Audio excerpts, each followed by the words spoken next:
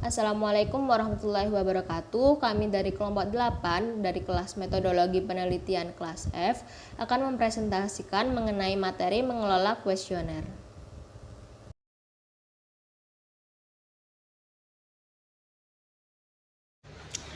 Materi yang pertama ada jenis kuesioner. Kuesioner ini dirancang untuk mengumpulkan sejumlah besar data kuantitatif dan kuesioner ini dapat diberikan secara langsung, didistribusikan secara elektronik atau dikirim melalui pos kepada responden.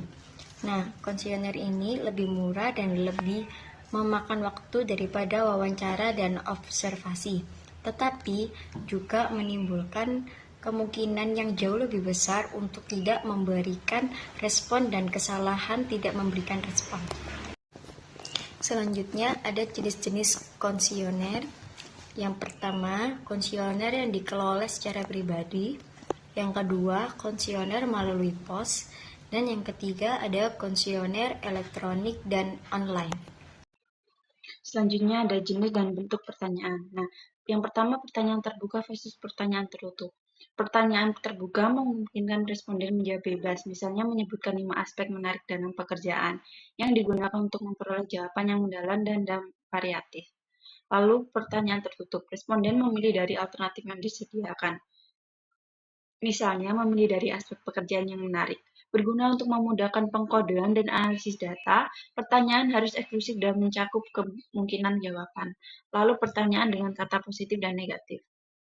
Sebaiknya, selingi pertanyaan positif dan negatif untuk menghindari jawaban mekanis dan mendeteksi bias. Hindari kalimat negatif ganda dan penggunaan berlebihan kata-kata seperti tidak dan hanya. Yang ketiga, pertanyaan ganda. Hindari pertanyaan yang mencakup 2 atau lebih aspek berbeda. Pisahkan menjadi beberapa pertanyaan agar jawaban lebih jelas. Lalu ada pertanyaan ambigu. Pertanyaan yang ambigu dapat membingungkan responden karena dapat ditafsirkan berbeda oleh orang yang berbeda. Misalnya, sejauh mana Anda bahagia tanpa konteks yang jelas. Lalu pertanyaan yang bergantung pada ingatan. Pertanyaan yang memerlukan responden untuk mengingat detail masa lalu yang samar dapat menghasilkan jawaban yang tidak akurat. Kita harus menggunakan data dari sumber yang tepat jika memungkinkan. Pertanyaan yang memimpin. Hindari pertanyaan yang mengarahkan responden ke jawaban tertentu, misalkan dengan memberikan konteks yang bias seperti biaya hidup yang meningkat. Gunakan formulasi netral untuk mendapatkan jawaban yang lebih objektif. Lalu pertanyaan yang dibebani. Pertanyaan dengan kata-kata emosional dapat menimbulkan jawaban bias. Pisahkan pertanyaan jika ada dua tujuan berbeda untuk menghindari respon emosional. Pertanyaan yang mengarah pada jawaban yang diinginkan secara sosial. Nah, hindari pertanyaan yang mendorong jawaban yang diinginkan secara sosial. Kita harus menggunakan pertanyaan dengan cara yang netral untuk mengurangi tekanan sosial pada responden. Lalu yang terakhir, panjang pertanyaan.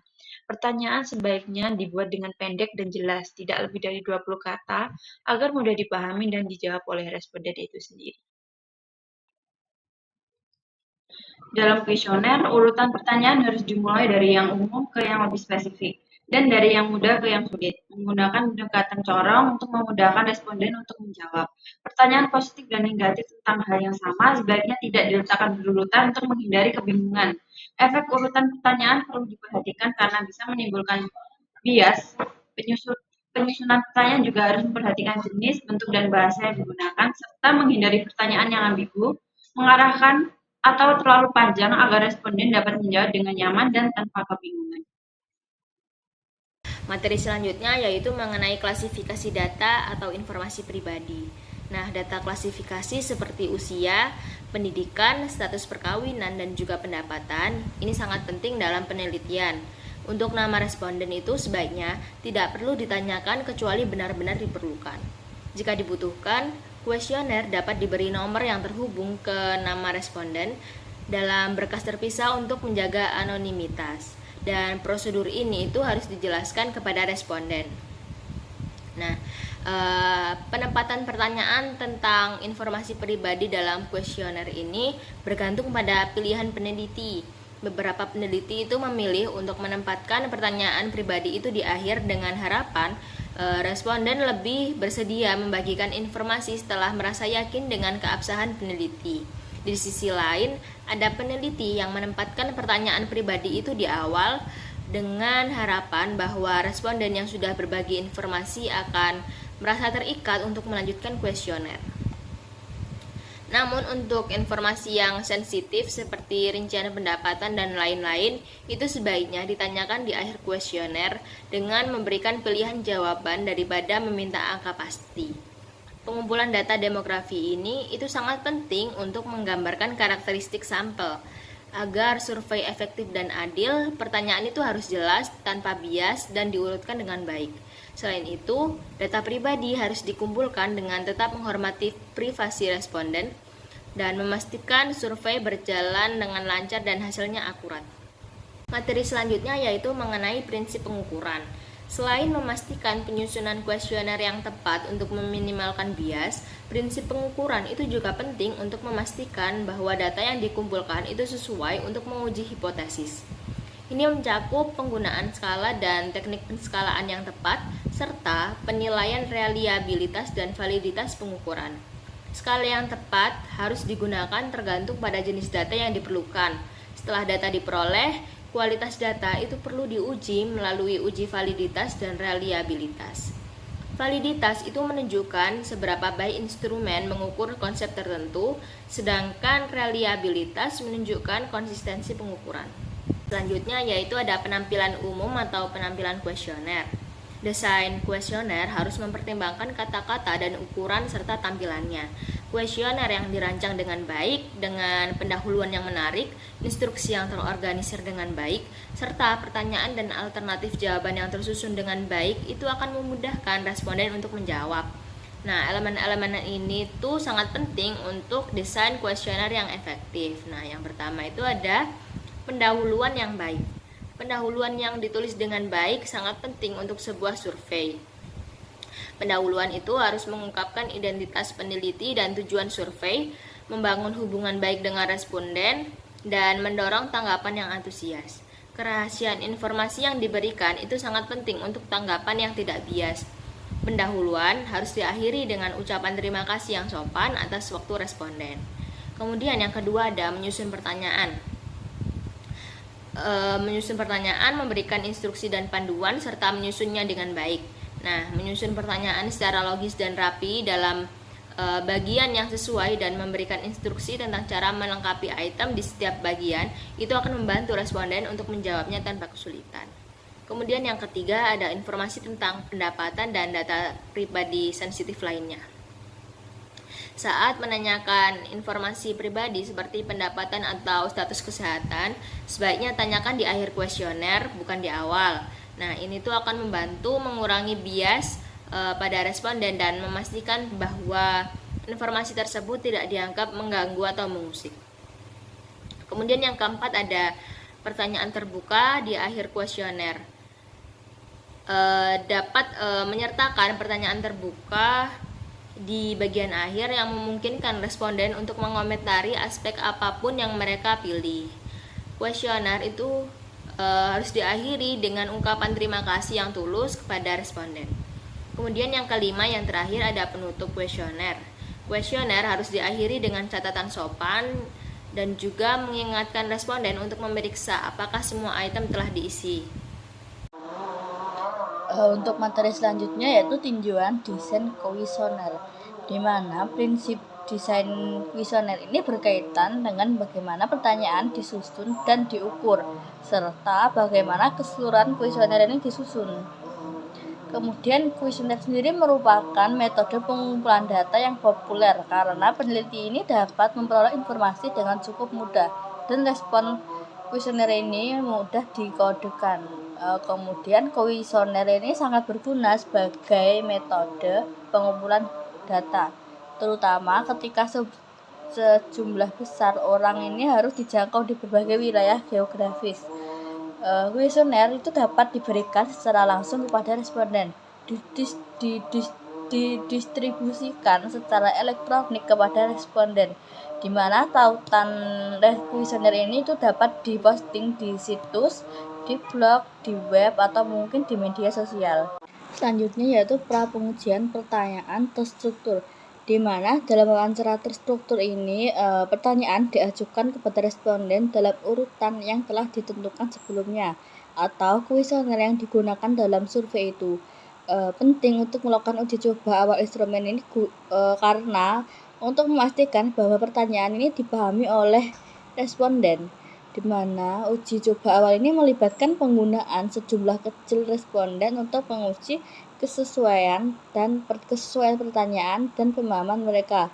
Hal ini itu membantu memperbaiki kekurangan apapun yang sebelum mereka berikan.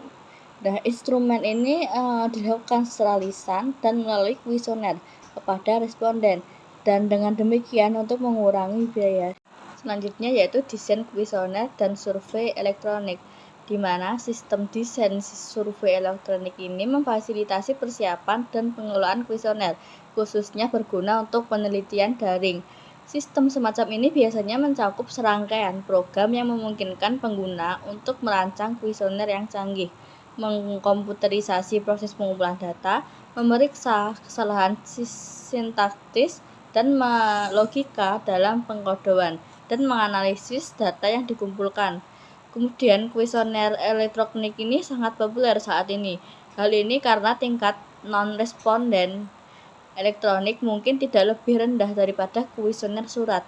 Dengan meningkatkan literasi komputer, kita dapat berharap administrasi kuesioner elektronik ini akan terus berkembang di masa yang akan datang.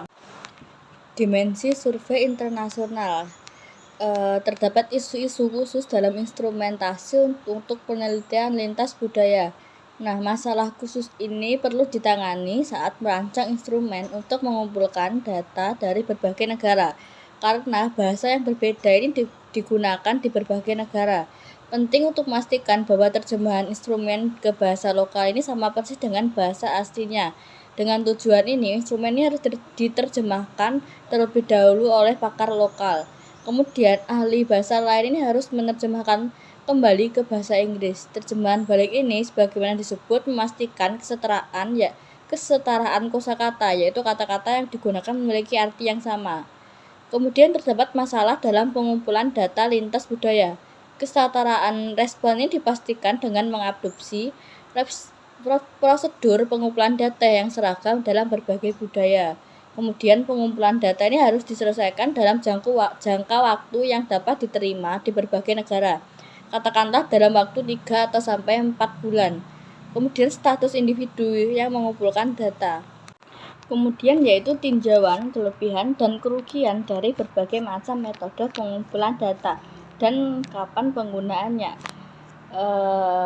Metodenya itu ada 3, yaitu wawancara, studi, kemudian ada studi observasi, dan kuesioner elektronik. Untuk kelebihannya, di mana yang pertama itu wawancara tatap muka ini menyediakan data yang lengkap, menawarkan kesempatan untuk membangun hubungan baik dengan narasumber, dan membantu untuk mengeksplorasi dan memahami isu-isu yang kompleks. Kemudian yang kedua yaitu ada studi observasi.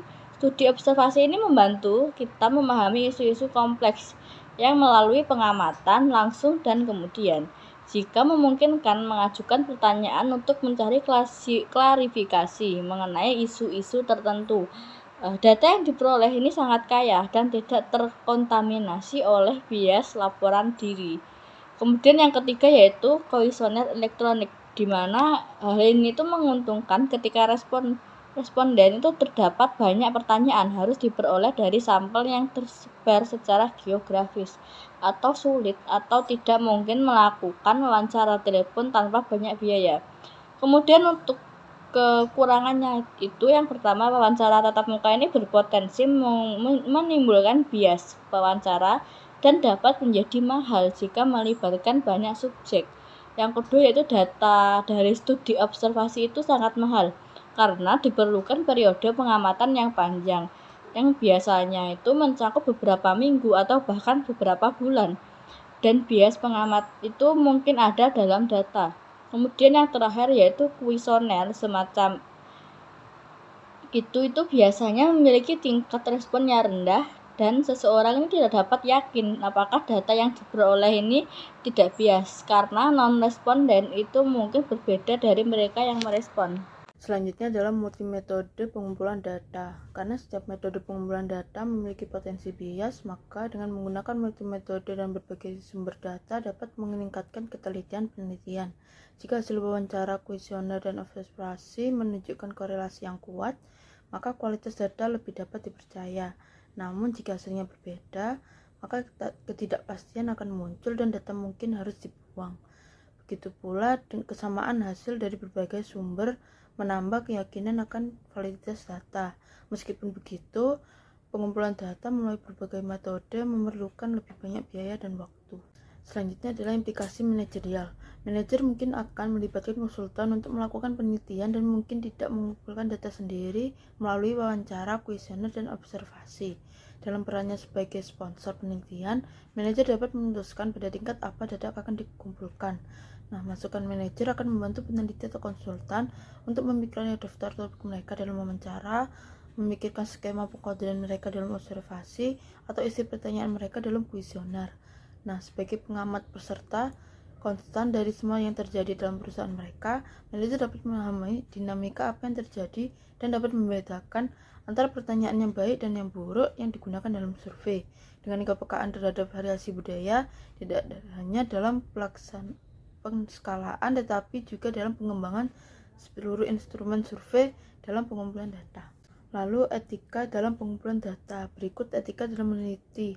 1. Memperlakukan informasi dan yang diberikan oleh responden sebagai informasi yang sangat rahasia dan menjaga privasi responden sebagai salah satu tanggung jawab peneliti. Yang kedua, informasi pribadi tidak boleh diminta dan jika benar-benar diperlukan, maka harus menyertakan alasan yang kuat dan spesifik. Lalu yang ketiga, apapun sifat metode pengumpulan data yang digunakan, pandangan dan harga diri subjek tidak boleh dilanggar. Lalu yang keempat, tidak memaksa seseorang untuk menanggapi survei. Lalu yang kelima, observasi dan partisipan seharusnya sebisa mungkin tidak mengganggu. Lalu yang keenam, memahami undang-undang dan pedoman anti-spam sebelum mengirim undangan partisipasi di jejaring sosial. Dan yang ketujuh adalah tidak boleh ada kesalahan apapun dalam penyajian atau distorsi dalam pelaporan data yang dikumpulkan selama studi. Lalu perilaku etis responden. Setelah menggunakan pilihan untuk berpartisipasi dalam penelitian, responden harus bekerja sama sebenarnya dalam tugas-tugas yang akan datang seperti menanggapi survei. Lalu yang kedua, responden juga memiliki kewajiban untuk bersikap jujur dan terbuka dalam tanggapannya. Penyajian yang keliru atau pemilihan informasi yang salah meskipun tahu itu tidak benar harus dihindari. Sekian presentasi dari kelompok kami. Mohon maaf apabila ada salah kata. Wassalamualaikum warahmatullahi wabarakatuh.